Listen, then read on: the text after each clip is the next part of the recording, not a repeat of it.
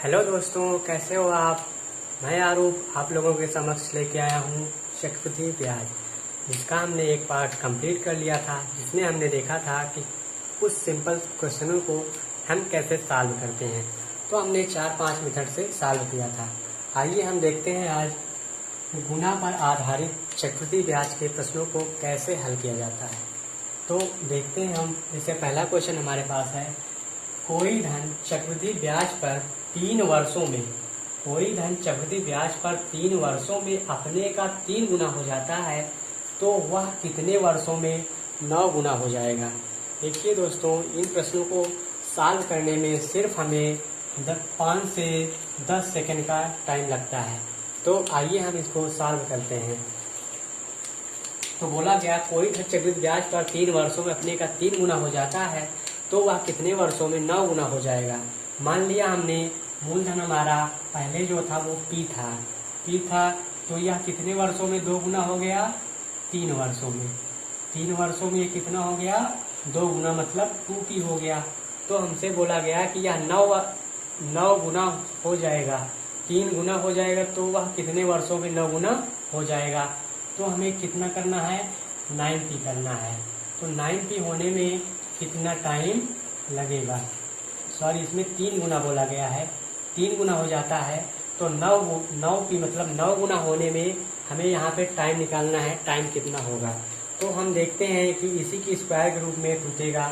इसको हम करते 3 के पावर 2, 3 के पावर 2, तो 9 होगा। 9 को हम ऐसे लिख सकते हैं।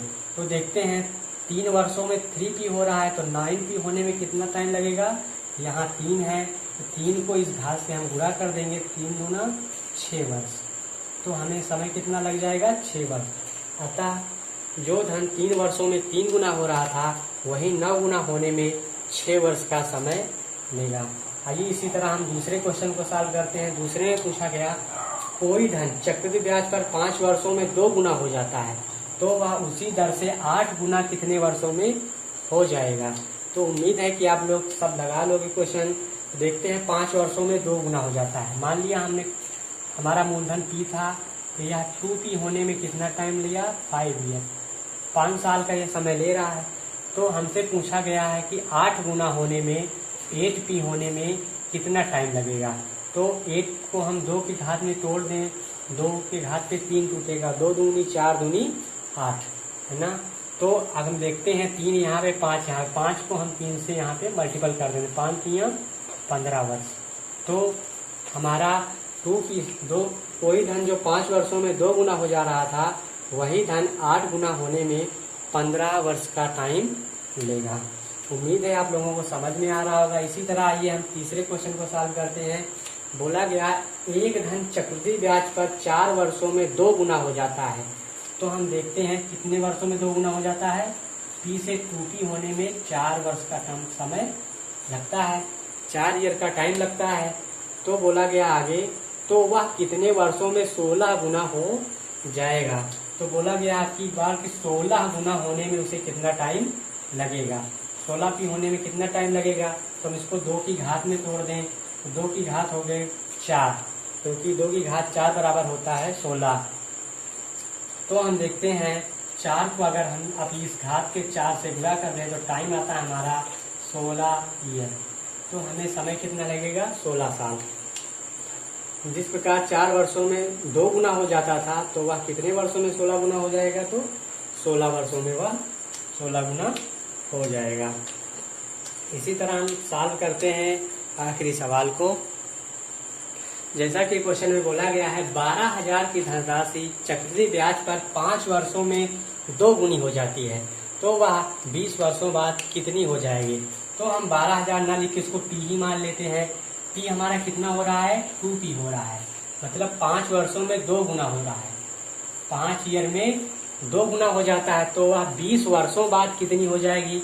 हमसे अब की बार ये चीज ना देके हमसे ये चीज दिया, यहाँ पे कितना दिया है, 20 ईयर, 20 ईयर दिया है कि हमसे यहाँ का चीज पूछा है। तो 20 को हम तोड़ सकते हैं 5 गुणे 4 में, 5 गुणे 4 में तोड़ सकते हैं, मतलब 5 में अगर 4 से गुणा हुआ होगा तभी तो 20 आया होगा। तो यहाँ पे हम 2 की घात को हम 4 कर देते हैं, तो यह कितना गुना हो जाएगा, 20 वर्षों में कितनी हो जाएगी देखते हैं। 2 दूनी 4 दूनी 8, 2 की पावर 16 गुना हो जाएगा। 16 गुना हो जाएगा 20 वर्षों में। तो पी की वैल्यू हमारी 12,000 है, तो 12,000 का हम 16 गुना कर दें तो क्या होगा, 12,000 को अगर हम 16 से मल्टीपल कर दें तो हमारा आ जाएगा वर्ग 72, 12 का नम 12, 7, 19 आ जाएगा हमारा कितना, 1,92,000 रुपये। उम्मीद है आप लोगों को समझ में आई होगी।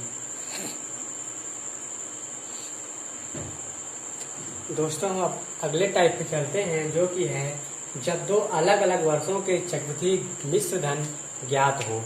जिससे हमें बोल दिया गया कि 2 वर्षों में हमारा मिश्र धन इतना था, 3 वर्षों में हमारा मिश्र धन इतना था, तो हमारे ब्याज की दर क्या है ये बताइए। जैसे आइए हम देखते हैं क्वेश्चन। बोला गया कोई धन चक्रवृद्धि ब्याज की दर से 2 वर्षों में 672 तथा 3 वर्षों में 714 हो जाता है, तो दर ज्ञात कीजिए। हमें रेट फाइंड करना है। तो क्या होता है इन क्वेश्चनों में, हम देखते हैं वर्षों में अंतर कितना है। तो वर्षों में अंतर कितना है, 2 वर्ष 3 वर्ष। अगर अंतर 1 का आता है तो दोनों का डिफरेंस बटे पहले वाला लिखते हैं। जैसे हम देखते हैं 2 वर्ष 3 वर्षों में अंतर 1 में आया, तो हमें 1 वर्ष का ब्याज कितना मिलेगा, यही हमें किस दर से मिलेगा, यही हमें दर फाइंड करनी थी। जैसे हम पहले सॉल्व करते थे, जैसे हमारा 1,000 होता था, 1,000 का पहला कितना मिलता था, अगर 10% ब्याज है तो पहले वर्ष में कितना मिलता था, 100 रुपये मिलता था। दूसरे वर्ष में कितना मिलता था, 100 का 10% मिलता था, तो 100 का 10% 10 ही मिलता था, मतलब दर हमारी सेम ही होती थी। तो हमें यही फाइंड करना है। तो हम देखते हैं सॉल्व करके, तो कितना है 672, 3 वर्षों में 714 हो जाता है। 2 वर्षों में 672 है और 3 वर्षों में 714 हो जाता है। हम करेंगे 714 माइनस 672। अब बट्टी किस पे मिल रहा है, 672 पे ही मिल रहा है ना। कितना ज़्यादा मिल रहा है ये हम फाइंड कर लेंगे। तो घटाते हैं, 4 में से 2 गए, हमारा 2 बचा, और यहाँ 11, 11 में 7 है, 7 4 11 बटे में हम कर देंगे ये 672 कर देंगे ना, 672 कर देंगे। तो हम देखते हैं हमारी रेट क्या हुई। हमारी रेट क्या हुई, तो रेट निकालने के हम 100 से पूरा कर देते हैं। 100 से हम पूरा कर दें तो देखते हैं ये 7 से कट जाएगा ना, 14 से अगर हम काट दें डायरेक्ट तो 14 से 14 3 42, 14 5 70, 14 चौको 56, 14 चौको 56 हो गया। 56 के बाद कितना बचा, 14 8 112, 14 8 112। तो अगर हम फिर से काटते हैं 3 एकम 3, 3 एकम 3, 3 एकम 3, 3 छंग 18, 1/16। तो 1/16 आया हमारा। 1/16 हम जानते हैं, 1/16 जानते हैं, हम पहले हल कर चुके हैं कि 6 सही 2/3% होता है। तो हमारी ब्याज की दर क्या हुई, 6 सही 2/3% हुई। ये अगर आपको डायरेक्ट निकालना नहीं आता, हमने परसेंटेज वाले वीडियो में बताया है, आप जाके देख सकते हैं। जैसे हमारे पास 1/2 हो तो हम 50% लिख देते हैं, 1/3 हो तो हम 33 से 1/3% लिख देते हैं, 1/4 हो तो 25% लिख देते हैं, 1/5 हो तो 20% लिख देते हैं। इसी तरह अगर 1/6 हो तो 16 सही 2/3, 1/6 हो तो 16 सही 2/3% लिख देते हैं, 16 सही 2/3% लिख देते हैं। और यदि हमारा यहाँ पे थोड़ा मिस्टेक हो गया, हम डायरेक्ट निकालेंगे तो आएगा 4 चौक 16, 4 5 सामने तो 4 छंग 24, 4 छंग 24 1 25/4। तो हमारा आएगा 6 से 1/4%। 1/6 लिखते हैं कितना, 1/7 लिखते हैं तो 14 सही 2/7% होता है। इसी तरह हम सॉल्व करते हैं तो आगे आता है। तो उम्मीद है आपको पहला क्वेश्चन समझ में आया होगा। इसी तरह आइए हम दूसरे क्वेश्चन को सॉल्व करते हैं। दूसरे क्वेश्चन में बोला गया कोई धन चक्रवृद्धि ब्याज की दर से 3 वर्षों में 800 तथा 4 वर्षों में 840 हो जाता है, तो दर ज्ञात कीजिए। अब डिफरेंस देखते हैं हम इसमें 3 और 4 में 1 वर्ष का है, तो हम इनमें डिफरेंस निकालते हैं 800 840 ज़्यादा कितना है 40 से किससे ज़्यादा है, 800 से, तो यह कितना परसेंट हुआ, हम निकाल देंगे, 2 जीरो कैंसिल, 8 पंचे 40, हमारा डायरेक्ट निकल गया हमारा 5%। तो हम जितने जल्दी हो सके उतना जल्दी सॉल्व करने की कोशिश करते हैं। और अगले क्वेश्चन में देखिए बोला गया कोई धन चक्रवृद्धि ब्याज पर 2 वर्षों में 3600 तथा 4 वर्षों में 5184 हो जाता है, तो दर ज्ञात कीजिए। तो दर अब यहाँ देखते हैं हम, डिफरेंस कितना है 2 और 4 में, डिफरेंस है 2 वर्ष का, 2 वर्ष का डिफरेंस। अभी तक तो ये फार्मूला जो लगा रहे थे 1 वर्ष का डिफरेंस था, तो हम दोनों का डिफरेंस करके लगा दे रहे थे।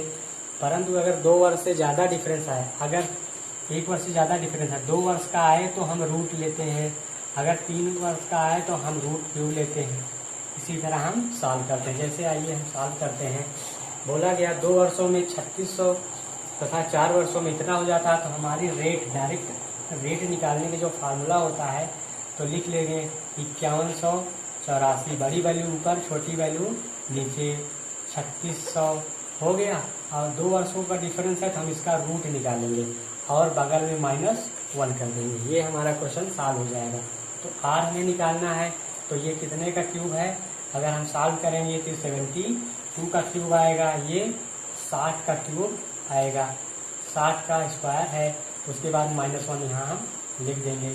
अगर आगे हम देखते हैं ये यहाँ पे रूट हम निकाल चुके हैं, तो वर्षंक 72, 12 पंचे 60 -1, तो और इसको अब अगर हम सॉल्व करते हैं तो कितना आता है, R बराबर 5 एकम 5, 6 में 5 गए 1/5, तो 1/5 बराबर हम डायरेक्ट जानते हैं कितना परसेंट होता है, 20% होता है। 1/5 कितना होता है, 20% होता है। तो उम्मीद है कि आप लोगों को यह क्वेश्चन समझ में आया होगा। अगर क्वेश्चन समझ में आया हो तो प्लीज़ लाइक करें और हमारे चैनल को सब्सक्राइब करें।